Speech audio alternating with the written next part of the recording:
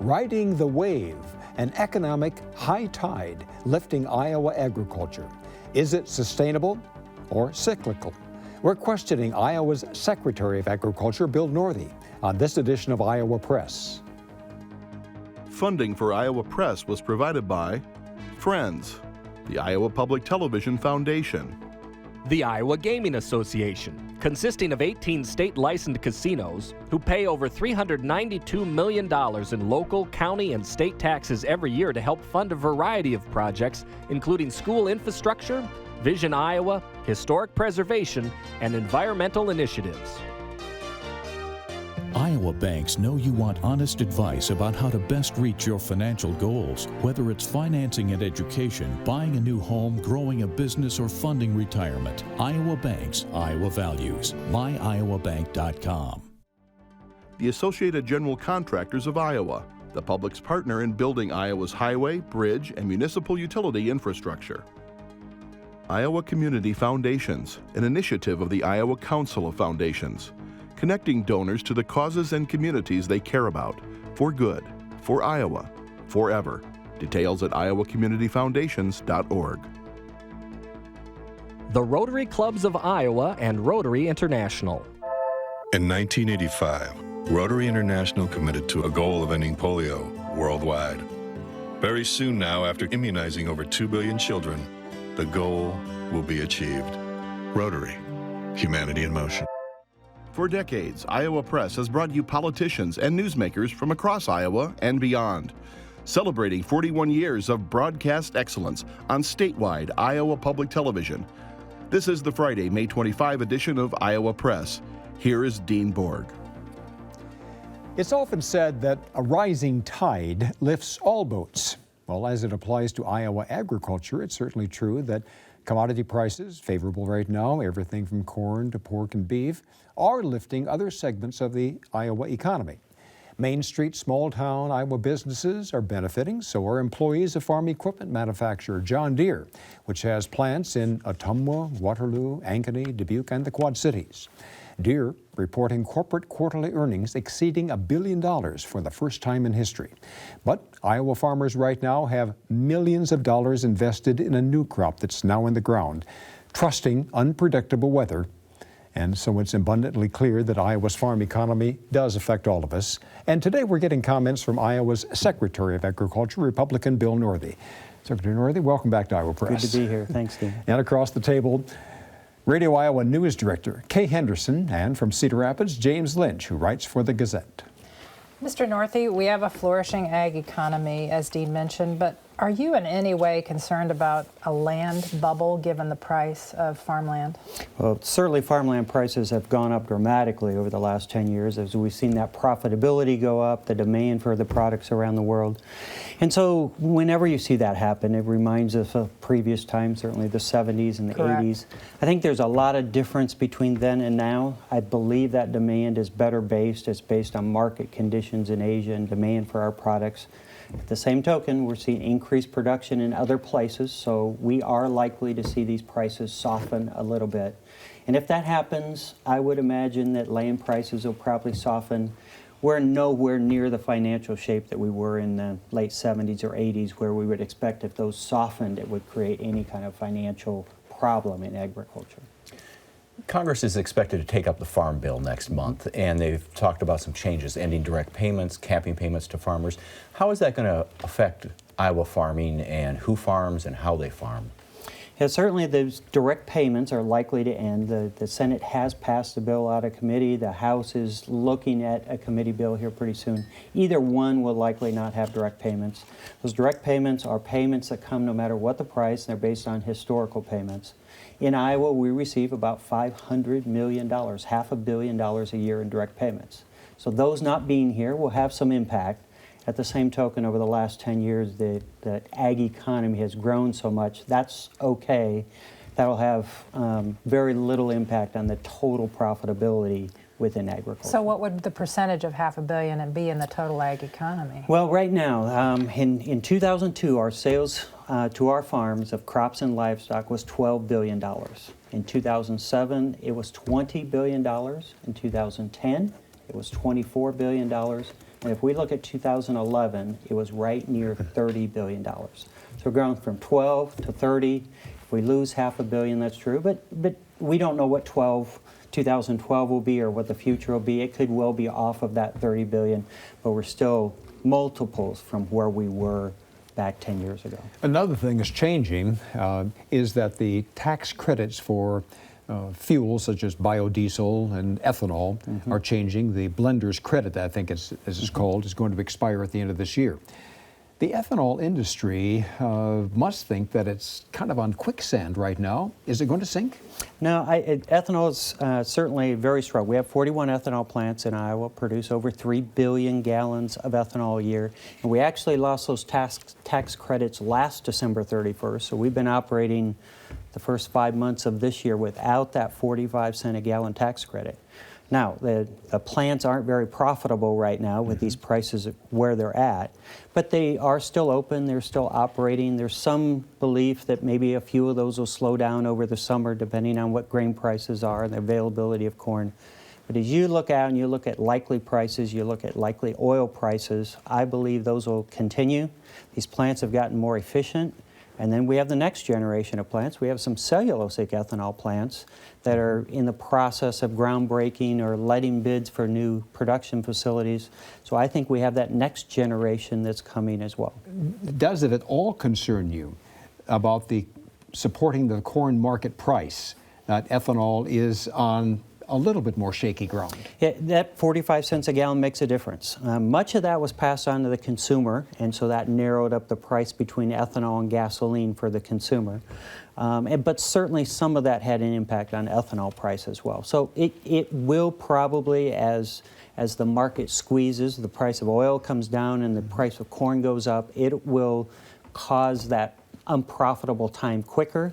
But we're at $90 oil, we're at $6 corn, and it's still working, and so it'll depend on what the other prices do. The price of corn has had an impact on the beef industry.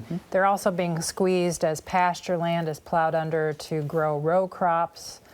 There's greater demand for grass-fed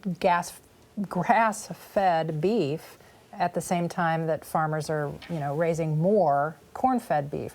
What's the state of Iowa's beef industry in this environment? It's very strong, actually, because of those ethanol plants, and certainly they have had some impact on the price of corn, but so has demand from China. But the combination of those things impacting corn price has impacted the profitability of cattle production. But in Iowa, we have the DDGs that come out of the back end of those ethanol plants. Yeah. So corn goes in the front, the starch is used for ethanol, the product that coming out of the back is distilled or dry grains and solubles. That is a wonderful cattle feed. And we are actually seeing an increase in the number of cattle fed in Iowa because of that. Now, some other areas of the country don't have that. They certainly are more reticent about ethanol than what our producers are. That's been an advantage for us. And I would hope that we can continue to grow that cattle feeding business here. In addition to the pressures that Kay just mentioned, the beef industry here has been rocked by the lean, finely textured beef controversy, or pink slime as some people refer to it. Last summer, the talk was all about rancid eggs. Is Iowa agriculture sporting two black eyes here that you have to sort of respond to regain consumer confidence?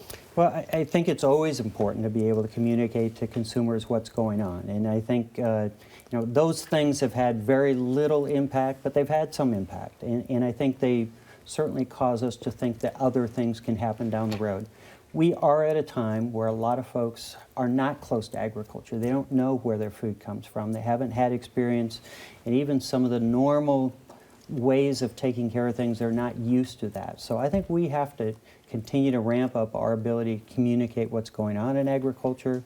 There are folks that are part of these movements that would love to shut down pieces of agriculture. I believe most of the folks that are involved in these issues are not that way. They're just wanting to be able to understand what's happening, and I think we need to do a better job of communicating what's going on in agriculture, mostly really good things. In that regard, this year the legislature passed the so-called ag gag bill that would ban people from hiring on at a egg production facility to do surveillance for some of these groups that you just mentioned who would like to shut down egg production facilities. Did that help or hurt the public perception that egg producers might be trying to hide something from them? I think there certainly were folks that were trying to hurt producers before when they were falsifying information to go into facilities, and then sometimes falsifying what was actually happening in those facilities to be able to take a message out to damage agriculture. So that Ag Protection Act, the effort was to reduce the likelihood of that. We'll never stop that. There's certainly those that want to do harm to agriculture.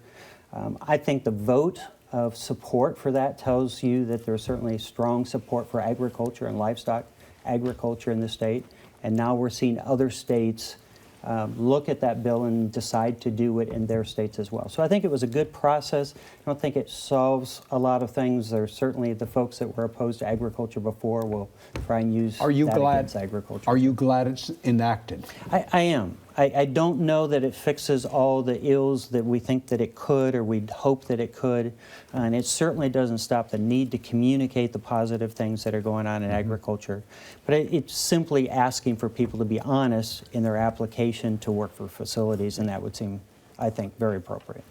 For viewers who don't know, you are a Republican. The Republican Party of Iowa has a proposed platform that has an agriculture section, and in that section it calls for labeling food that has GMO included in it, and it also calls for labeling food if it comes from another country so that people know that they're buying Brazilian grapes or strawberries from Mexico. Are those things that you support?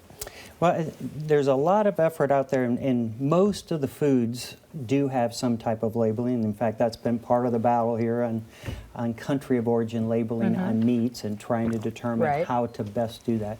I think generally labeling makes sense where it works. The mechanics of it is a challenge. I don't think a consumer learns anything by it being labeled as a GMO. GMO, the biotech process, is just a process of developing that seed. If we were to look at all the different things that go into that, I think we confuse consumers with pages and pages of details that doesn't help them. So I think we've had 20 years of biotechnology in the seed business that have proven to be very beneficial to agriculture and consumers, and I don't think we need a labeling. Secretary Northey, are you sensing that as applications for large-scale confinement livestock operations are submitted to the approving authorities, that increasingly that there is opposition? We saw that years ago. Maybe it's somewhat subsided, but now it seems that increasingly every permit is contested.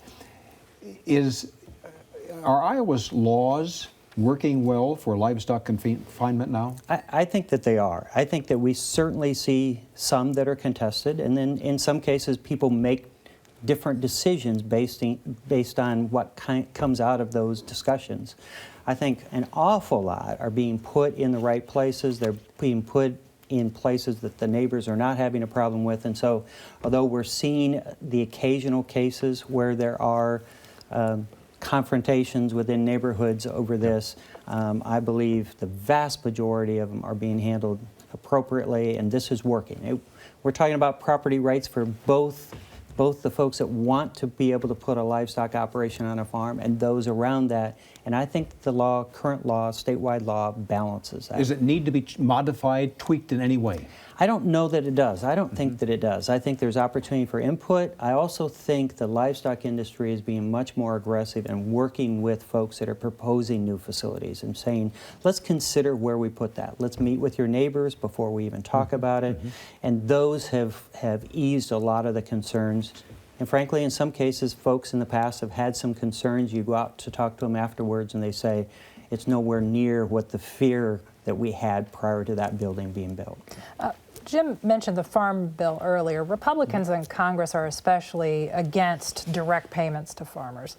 They're also not terribly thrilled about paying farmers when there's disaster, flood or drought. Should Iowa farmers just prepare to have no assistance from the federal government if natural disaster strikes? Well, I think there will certainly be a crop insurance aspect to the Farm Bill. In that case, the farmer pays a portion of that cost. The government comes in and pays a portion of that premium cost as well. There'll be that crop insurance available to producers if they want to pay that. I believe there'll be some sort of safety net, but I don't think it'll be anywhere near as robust as it's been in the past. And I think most farmers are looking and saying, we will need to manage our own risk even better than what we did. And we need to be able to have some money on hand for those years that are much leaner. We need to go ahead and buy equipment in those years that are better, like now, and maybe use that equipment several years through years that are not as good down the road. For critics, though, let's just be a devil's advocate. Why should the government help farmers buy insurance for a business when they don't help the clothing store on Main Street buy insurance for their business? But I think certainly agriculture is so, as Dean talked about in the beginning, we're so subject to the vagaries of weather. You look at last year. We had a year that was generally a very good year for agriculture in the state, and yet along the Missouri River, we had farmers that lost their whole crop.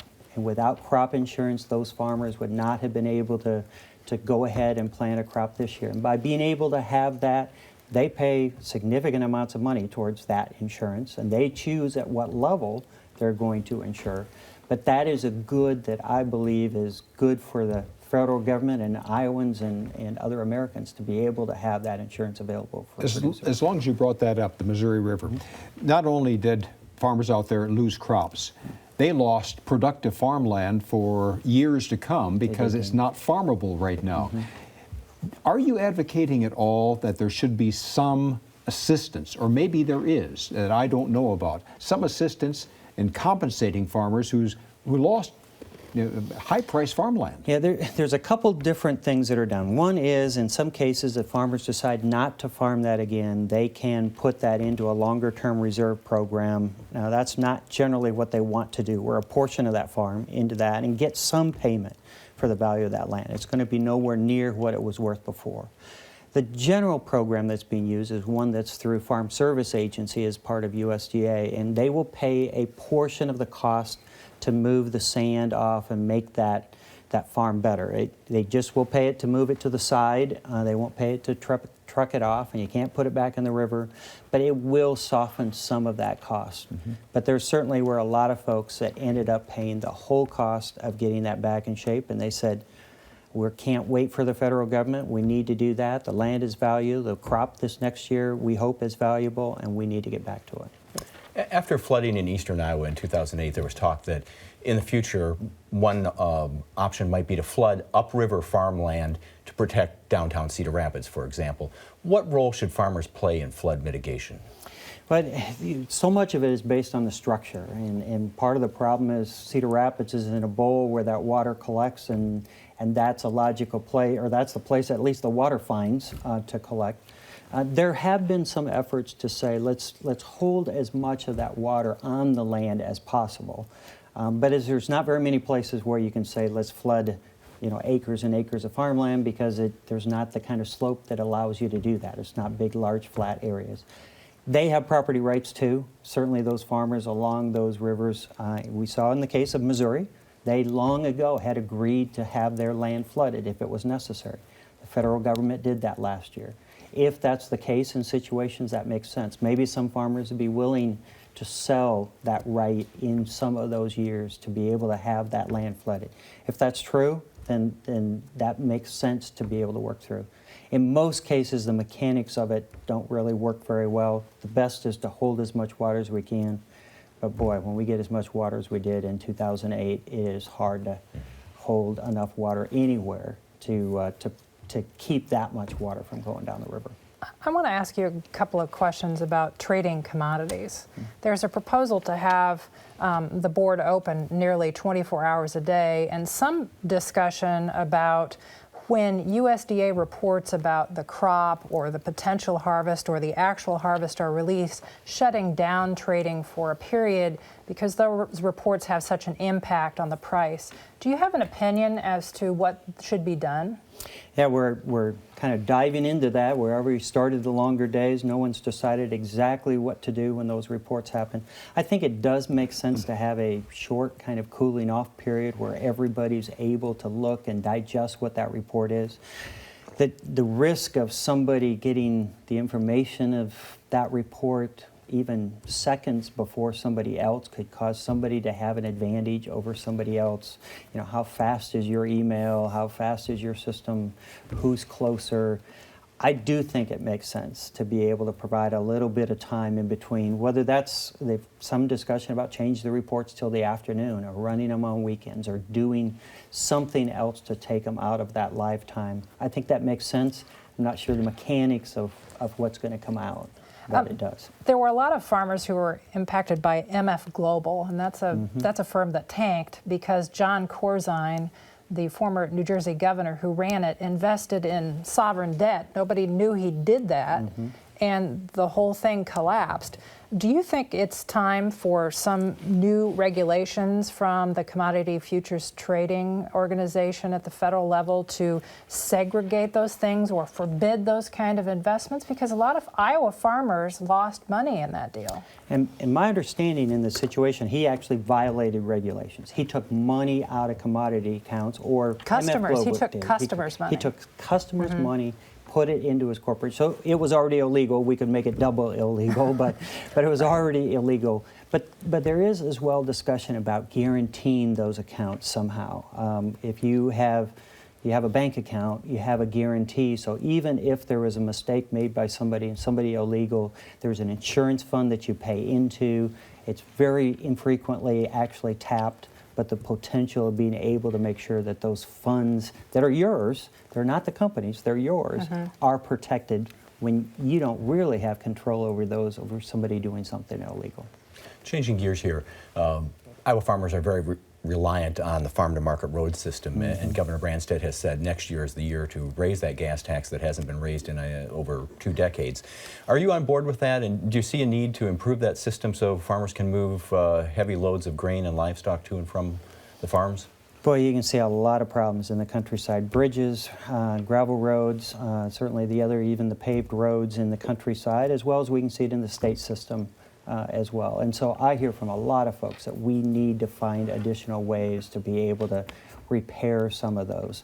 It would seem like that's what's necessary. I think the governor did it right in this year saying let's find efficiencies within DOT to be able to get more of the DOT dollars into projects. Let's make sure we're doing the absolute best job that we can before we go looking for that gas tax increase, and so that when we get that next gas tax increase, if we do it, that we know that's all going towards roads and is not going towards other kinds of projects. So But it sounds like you don't see an alternative to a gas tax increase. I really don't. I'm afraid that we're seeing our infrastructure go backwards right now, at least with the current rates, and our folks, 10 and 20 years from now are not going to thank us if we don't do our share in keeping these. So even if oil prices, go ahead, Kate. So next year is the year to raise it. Well, I think it could well be. I certainly follow the governor's argument. That's going to be decided by folks other than me. But I hear a lot of folks in the countryside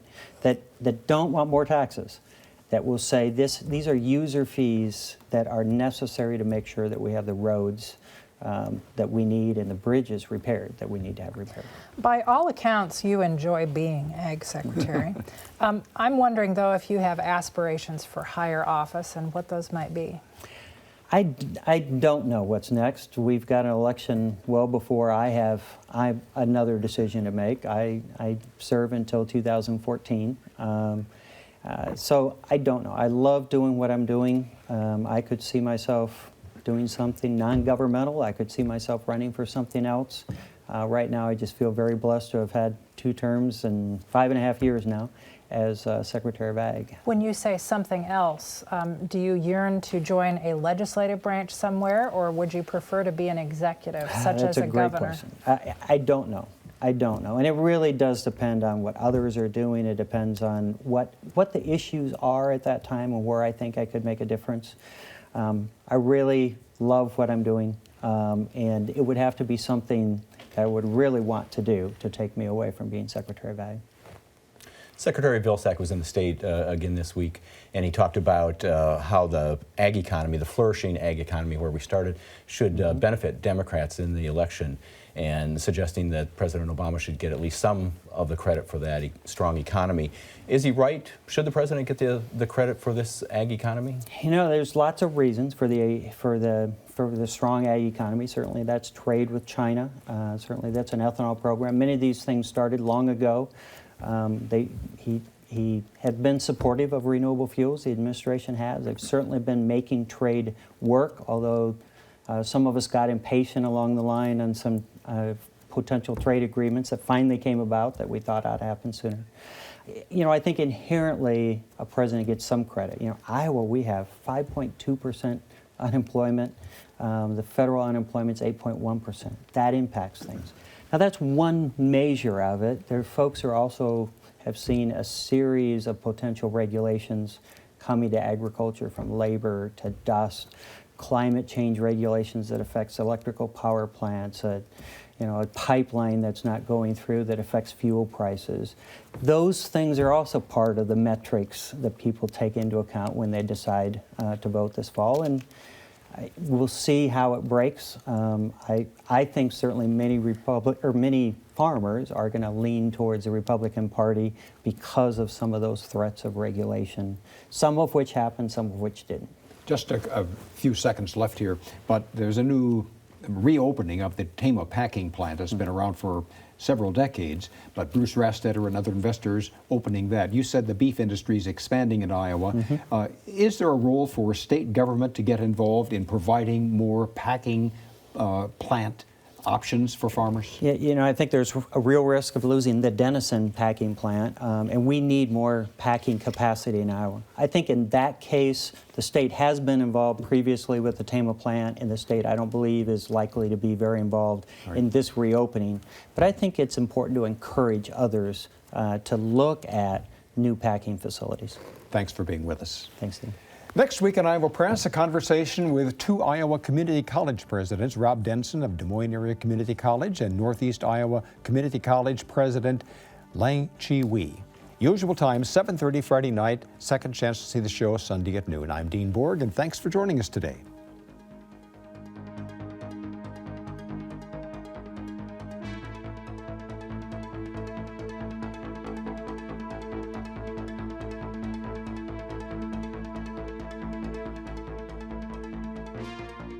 Funding for Iowa Press was provided by Friends, the Iowa Public Television Foundation, The Iowa Gaming Association, consisting of 18 state licensed casinos who pay over $392 million in local, county, and state taxes every year to help fund a variety of projects, including school infrastructure, Vision Iowa, historic preservation, and environmental initiatives.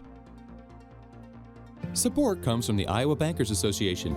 Iowa banks work with you to offer products and advice for financing and education, buying a new home, growing a business, or funding retirement. Iowa Banks, Iowa Values. MyIowaBank.com. the Associated General Contractors of Iowa, the public's partner in building Iowa's highway, bridge, and municipal utility infrastructure. Iowa Community Foundations, an initiative of the Iowa Council of Foundations, connecting donors to the causes and communities they care about, for good, for Iowa, forever. Details at iowacommunityfoundations.org. The Rotary Clubs of Iowa and Rotary International. In 1985, Rotary International committed to a goal of ending polio worldwide. Very soon now, after immunizing over 2 billion children, the goal will be achieved. Rotary, humanity in motion.